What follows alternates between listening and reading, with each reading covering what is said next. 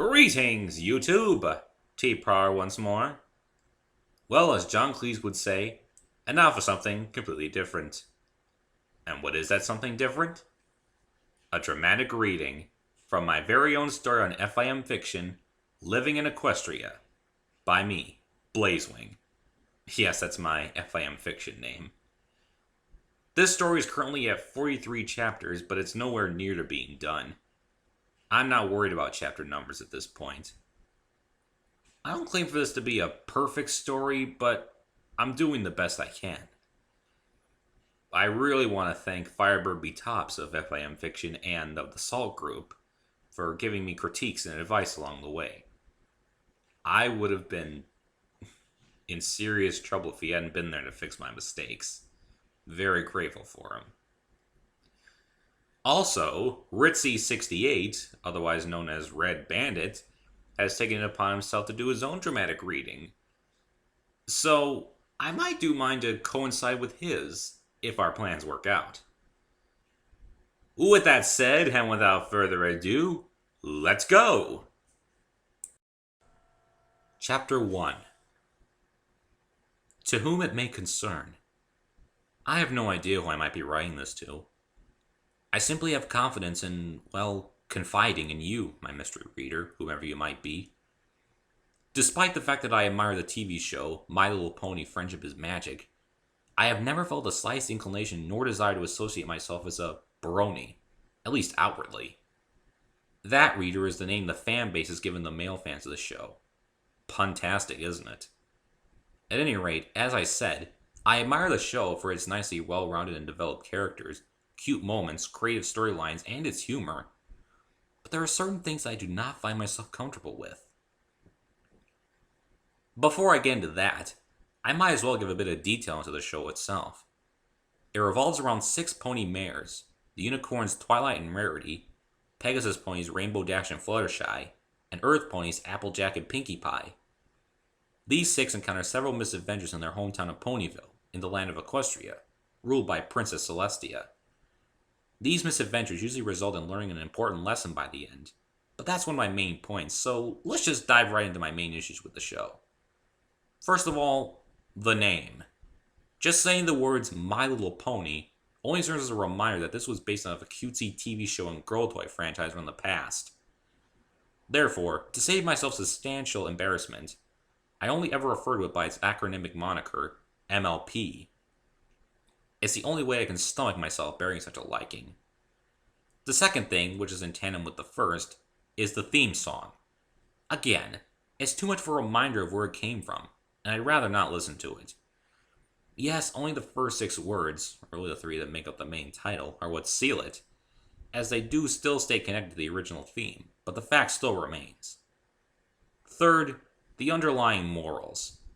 To an extent, the entire show is based on the magic of friendship, and the morals at the end, made as letters to the ruler of the land, are all about lessons of friendship. Aesops, if you will. These Aesops seem to do nothing more than remind me that the entire premise is the importance of friendship. Yes, I know it's a kid's show, and part of the title is Friendship is Magic, but come on, do you need to make it that obvious? There, it was down on paper. I finally got it off my chest. So why didn't I feel more satisfied? This is what I'd come here for. This was what I risked some alone time to accomplish.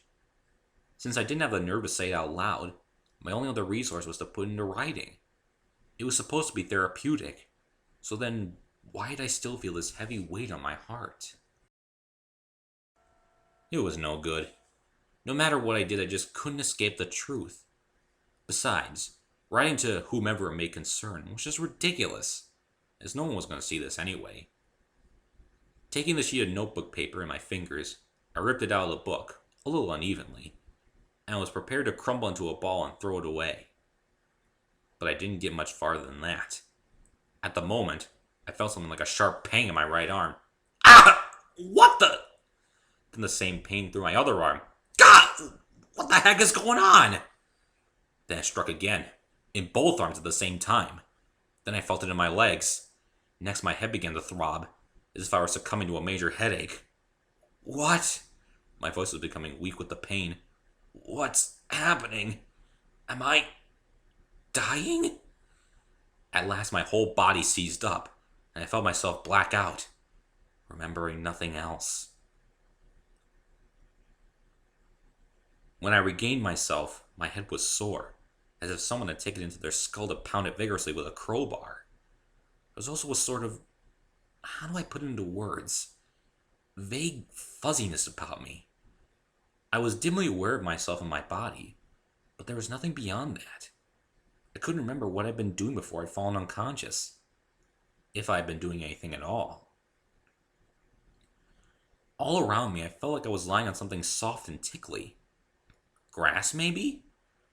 My eyes felt heavy, so it was an effort to pry them open. Surprisingly, my vision upon doing so was perfectly clear, but what I saw made me seriously doubt that. Contrary to what I originally thought, I was not alone in this, wherever I was. I was being closely observed by a pair of very large light blue eyes, set with prominent eyelashes. "Hi!" The voice that met my eardrums was a female's, very perky. "I was wondering when you'd get up, sleepy pants." With a groan, I shifted myself into a sitting position, which gave me the chance of viewing my surroundings. I was indeed sitting in grass, a whole field of it to be precise. Off in the distance, I could barely see a town, more like a village than anything, and the outline of a massive forest further on. I looked around to try and find the person with me, but there was no one there. Instead, there was a small horse or pony, whichever it was, gazing at me intently, unlike any I'd ever seen before. First of all, it was pink, a bright bubblegum pink, a Pepto-Bismol pink. The mane was a darker shade, probably magenta. And speaking of its mane, I don't think I'd ever seen any hairstyle quite so wild. It was one big, frizzy, poofy, unkempt mass, and its tail was a little better. It looked as if it either had permanent bedhead or slept on a mattress made of balloons. She was about half my size on all fours, me being at least 6 feet tall, and while not exactly fat, wasn't quite skinny either. She was a sort of in-between kind of pudgy, noticeably in the belly and hip areas. Soft and huggable looking at any rate, if I even had the inclination to think so. I say she because of her large eyelashes, and the overall curviness of her figure suggested something feminine to me. Weirdest of all, on her flank was something like a mark or a tattoo. 3 balloons, 2 blue and 1 yellow. I had absolutely no idea what to make of this. I was already wondering where the person who had spoken to me was hiding. The pony was just sitting there on the grass, looking at me and smiling blissfully, as if she hadn't a care in the world. Wait a minute. Ponies don't smile! What in the world was going on? Why was this pony smiling at me? How was this pony smiling at me? I choked down the panic welling inside me and croaked out, Are you smiling at me? My voice, normally deep and placid, was weak with apprehension. Said apprehension was only destined to intensify, as not only did the smile widen, but the pony laughed. Yes, she laughed! In a kind of snorting giggle that, if I'd not been so confused, I would have found cute. Well, of course I'm smiling at you, silly! How could I be happy if I were frowning? There's no such thing as a happy frown. Or is there? She tapped a hoof to her chin, deep in thought. My mind was about to snap in two. This pony wasn't just talking. She was talking the exact same voice I'd heard upon waking up. She was the one I'd been looking for. The world had gone upside down. I'd officially gone nuts. I must have gone nuts. How could it be otherwise? I'd spoken to a pony that spoke back to me. My senses were failing me. I was about ready to collapse back onto the grass when the pony suddenly zipped over to prop me up from behind. Whoa there, she said. How rich, I thought to myself. A pony telling a human to whoa. Oh, the irony. You don't want to go back to sleep just yet. You just got here. She at first had her hooves against my back, but now she tucked her forelegs under my armpits and held her hooves against my chest in a kind of hug for better support. I felt a tickly sensation against my cheek and ear, and saw that she rested her chin on my shoulder. I was too numb to resist or do anything more than to raise my eyebrow at her behavior. When she caught my eye, she just smiled again, and I'm not kidding here. actually nuzzled me. That's right. She gave me a warm, affectionate nuzzle, as if she had known me all her life. It was an adorable display nonetheless, and some of my terror had ebbed away, but I was still mildly confused. "What are you doing?" I asked. "You just look so lonely being out here all by yourself," she said tenderly. "After falling out of the sky, that is. But I thought you'd need a friend. Well, don't worry. I'm here for you." As bewildered as I was touched by her devotion to a complete stranger. But the middle part of her statement struck me. "Hang on. Did you say I fell out of the sky?" "Yep," said the pony, letting go of me. "Like a stone. But then, why would the stone be falling out of the sky? How'd it get there in the first place?"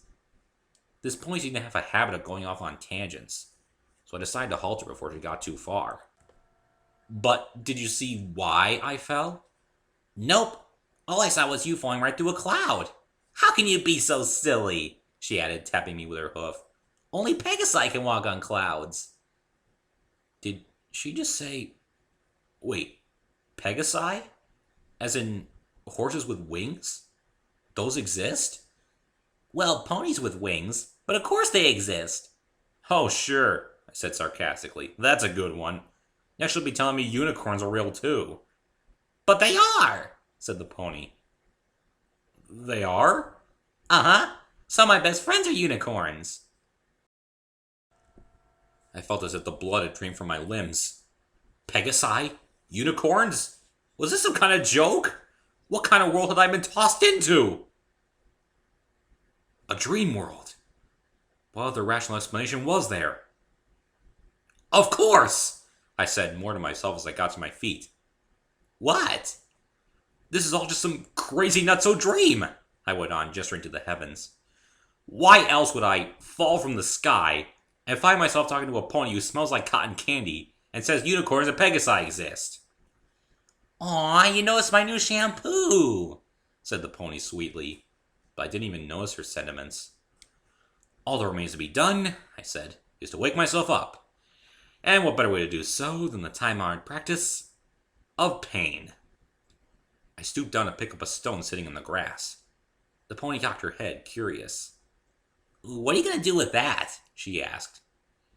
Instead of answering, I gritted my teeth, shut my eyes, and smacked my forehead with the rock. The pain was real. Very real. Light danced in my head behind my closed eyes. It didn't help that I'd already had a headache to begin with. "Ow!" I moaned, rubbing where I'd hit myself. Well, at least I know I felt that. Now, when I open my eyes, I'll be back in my own home. Everything will be back to normal. I opened my eyes. They met the pony's. She was still there, still looking at me in bemused wonder. That wasn't normal. Not even close. "You know something?" asked the pony. "You're kind of goofy, but I like you." "This is real, then?" I asked, sinking to my knees, the rock falling from my hand. "I'm somehow in a world where ponies are pink and unicorns and Pegasi are as common as pigeons in a park?" "Ooh, nice alliteration," said the pony. "Let me try. Pink ponies paraded past the Pleasant Park, pulling pints of peach punch." How had this happened? Why had this happened? What was I doing here? And how was I to ever get back? Whatever was going to be the answer to any of these, it looked like I had to square up to misfortune and put my trust in this pastel pink equine. She was still rambling on with her P alliteration, though she broke off when she saw me standing over her, hands clasped in supplication. "Listen," I said. "You seem really nice, and I'm grateful that you felt concern for my safety. It's because of that I want to trust you, seeing as I have nowhere else to turn. I'm a stranger in a new and unfamiliar world. Can I rely on you to help me?" The pony blinked up at me, sympathy in her eyes, before finally saying decisively, "Of course! You can count on me." "Great, let's shake on it." I extended a hand, though I immediately felt foolish doing it, because I realized there and then that she didn't have hands. That didn't bother her any, as she stuck out her hoof in the same manner. With a bit of hesitation on my part, I decided to go with it and shook her hoof by gripping it in my hand. Now that that's settled, I said, once this preliminary was out of the way, who exactly are you and where am I?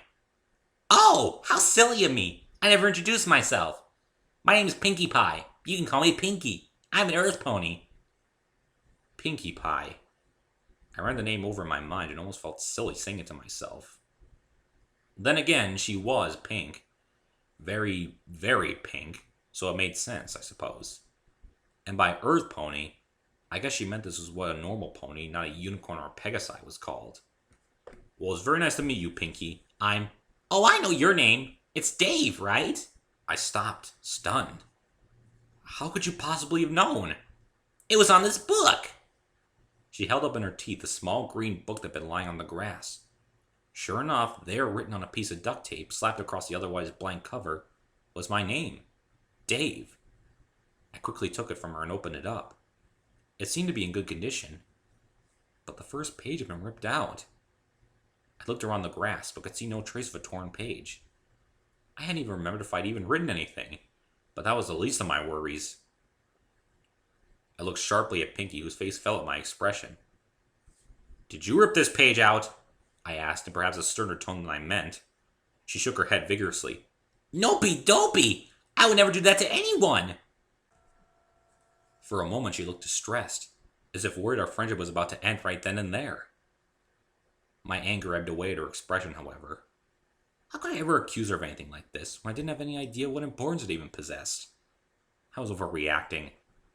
I knelt beside her and said, Hey, don't worry. I shouldn't have reacted like that. You did nothing wrong. She looked up at me, and that big smile returned to her face. I'll just look into it later, I said, tucking the book away in my pocket. Now, where am I? You're in Equestria, and that town way over there, she pointed with a hoof to the village, is Ponyville. Ponyville? Equestria? I thought. Really? Somebody's just messing with me now. An entire world populated by talking ponies? Sounds like a schoolgirl's dream come true.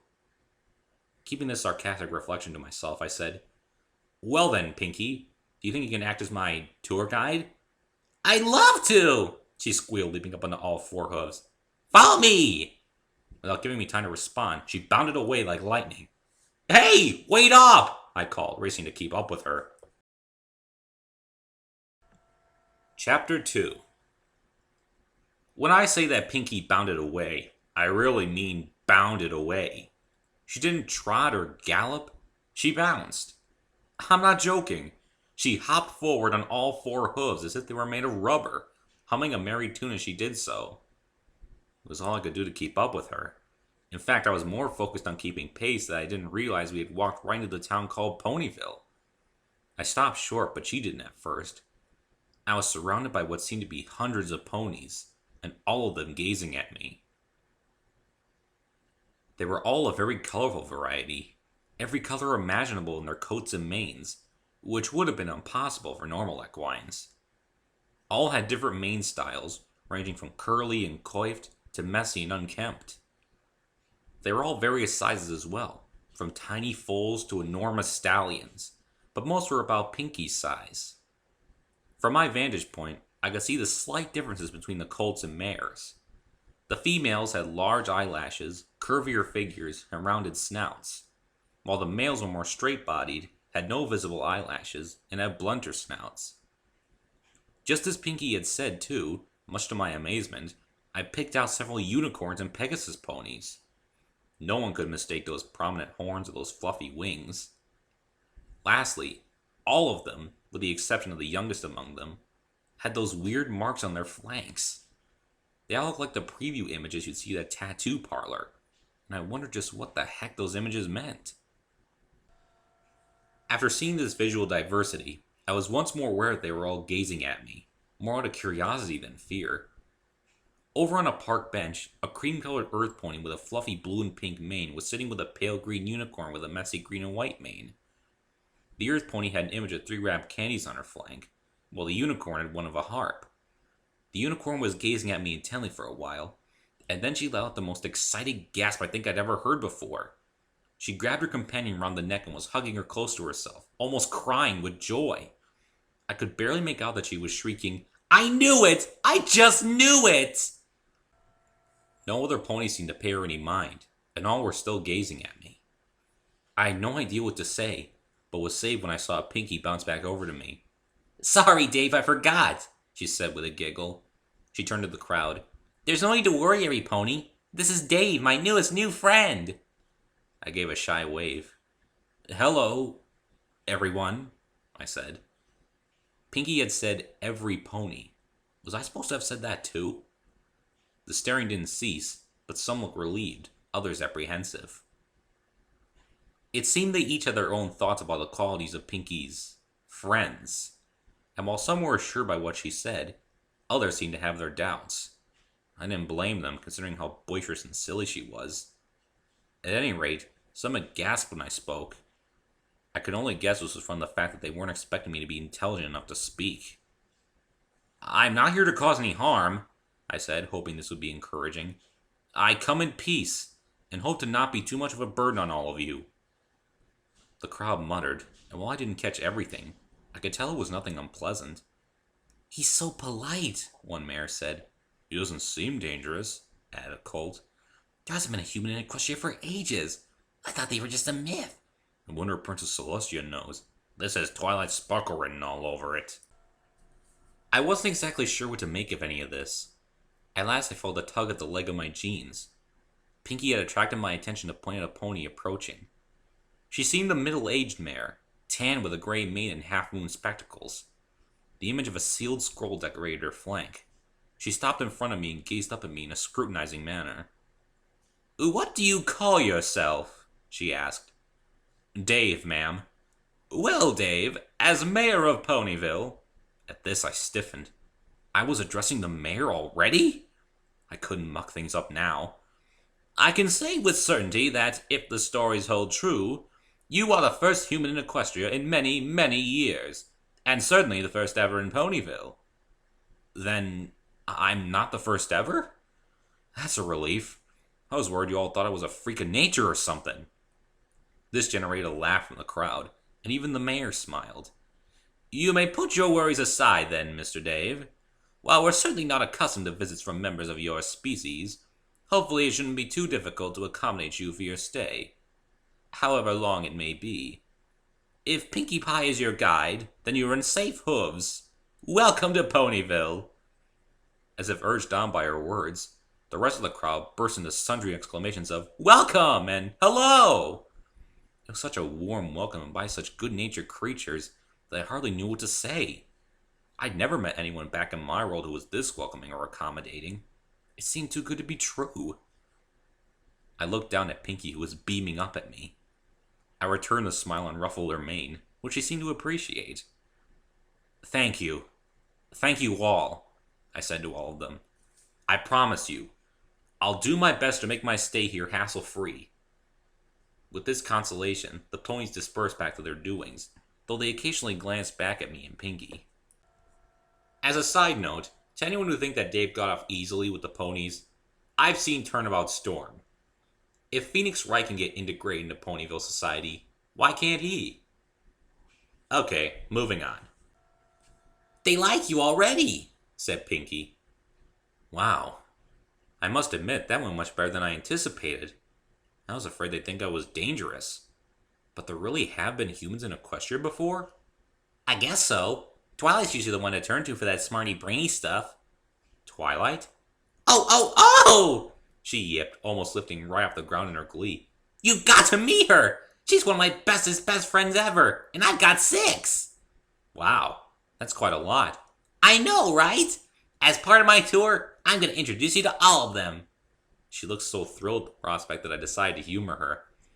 It would be an honor to meet your bestest best friends, I said with a gracious bow. Yay! She squealed. First stop, the Ponyville Library. Come on, Davy, time's a-wasting. With that, without waiting for me again, she bolted off. Sighing wearily both from this and from having somehow earned the nickname Davy, I hurried after her. At the mention of a library, I was actually quite interested. I was an avid reader, especially of the classics, and if this Twilight had something to do with the library, she might be a pony I wouldn't be sorry to meet. In due course, we arrived at what looked like a large tree, but was outfitted with a door, balcony, and several windows. Pinkie bounced right up at the door and knocked. No one answered. Undeterred, she knocked again. "Twilight? Spike!" she called. "Any pony home?" "Spike? Who's Spike?" I asked. "Twilight's dragon friend, of course." She said this so matter-of-factly that I couldn't help but stagger back. Dragon? There's dragons in this world?" "Yep, Baroni." She turned to look at me and saw how pensive I was. "Oh, sorry, I should have said before. He's only a baby dragon." How much consolation is that exactly?" Pinkie giggled. "Relax, silly. If he were dangerous, would he be one of my friends?" "Well, I suppose not." "He's just the sweetest, cutest little guy you'll ever meet." "But it doesn't look like they're home." She peered through one of the windows. "That's odd. They usually never leave the library at this time of day. Even then, Spike's usually here to watch it. I wonder what's wrong." "Nothing too bad, I hope." "Oh, I really hope Twilight hasn't been hitting the books. I told her she should just read them instead of hitting them." I cast a quizzical glance at Pinkie, but shrugged it off. "Say, Pinkie, mind if I ask you something?" "Sure, ask me anything, but I might not have the best answer for some questions." She sat on her haunches and looked up at me with an expectant smile. "What are those marks every pony seems to have on their flanks? Are they some kind of tattoo or body art? Seems like a popular trend if it is." Pinkie looked puzzled for a moment, then gave a long-drawn "Oh!" of realization before bursting into another giggle. "Don't be silly, Davy. They're cutie marks." "Cutie marks?" "They're what every pony gets when they figure out their special talents." "So, every pony's born to be special at one particular thing?" "Yep. When they realize it or do something particular with it, bam! There's a cutie mark. Take mine, for example."